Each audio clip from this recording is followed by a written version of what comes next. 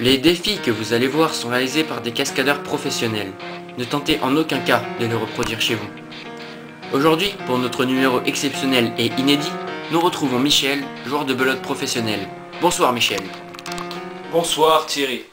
Nous sommes donc réunis ce soir pour que je vous présente un tour de magie exceptionnel et très dangereux. C'est pour cela que je demanderai aux téléspectateurs de ne pas reproduire cela chez vous. Merci beaucoup de votre attention. Très bien Michel. Et nous rappelons donc aux enfants, ne tentez en aucun cas de reproduire cela chez vous. Nous retrouvons Michel dans quelques instants.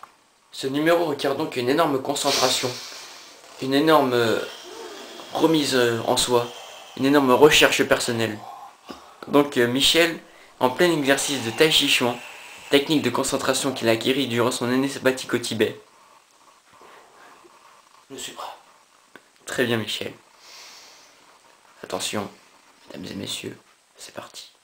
Donc Michel en pleine préparation de son numéro exceptionnel. Donc là, comme vous pouvez le voir, il n'y a aucun trucage, aucun artifice, rien du tout. Ah, donc nous pouvons voir un excellent passement de cartes. Donc une technique que Michel maîtrise bien apparemment. Ah, comme vous pouvez le voir, la technique de la bicyclette de travers. De plus en plus rapide. Ah, la technique de la barque. Alors Michel qui se concentre, il lève le bras. Que va-t-il faire? Il requiert de la force, de la puissance. Donc un superbe déroulé de cartes. Superbe déroulé de cartes que Michel a exécuté avec une énorme concentration. Il nous a fait la croix, alors donc, la fameuse croix de Michel, hein, organisée conjointement. Le retourné de cartes, il montre sa carte au téléspectateur, comme vous pouvez le voir, un 4 de pique. Il l'a fait rouler, et ainsi coulisser. Attention, il rassemble son jeu, que nous prépare-t-il? Oh là là là, il est en transe là, il est en transe le Michel. Ah, le Michel a fait une petite erreur, mais ce n'est pas très grave. Il continue son numéro. Oh, regardez le très beau mélange. Donc une technique très réputée dans les casinos, que les croupiers aiment beaucoup. Attention, il reprend sa carte qu'il nous a mis de côté tout à l'heure. Je rappelle que c'était un 4 de pique, mais que Michel ne le sait pas. Il devra retrouver cette carte dans son jeu, qu'il a lui-même mélangé. Attention, mesdames et messieurs, c'est assez impressionnant. Oh là là, mesdames et messieurs, mais regardez un petit peu la technique. J'ai envie de dire, c'est vraiment exceptionnel. Le 4 de pique a été retrouvé illico presto. C'est superbe.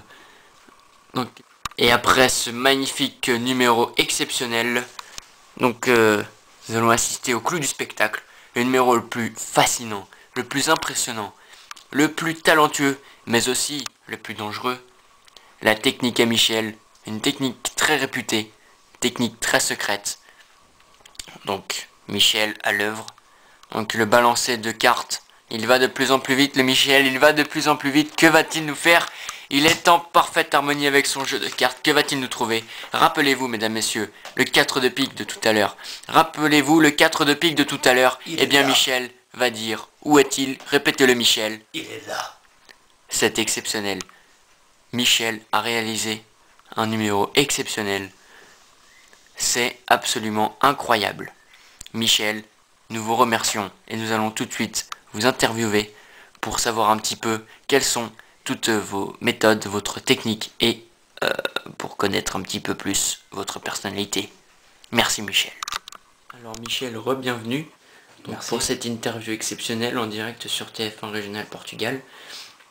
Donc je vois que vous avez autour du cou la carte fétiche, hein. C'est votre carte fétiche, n'est-ce pas? C'est donc la carte fétiche du numéro et de ma vie personnelle, car depuis l'âge de 5 ans, j'ai eu beaucoup d'histoires grâce à cette carte.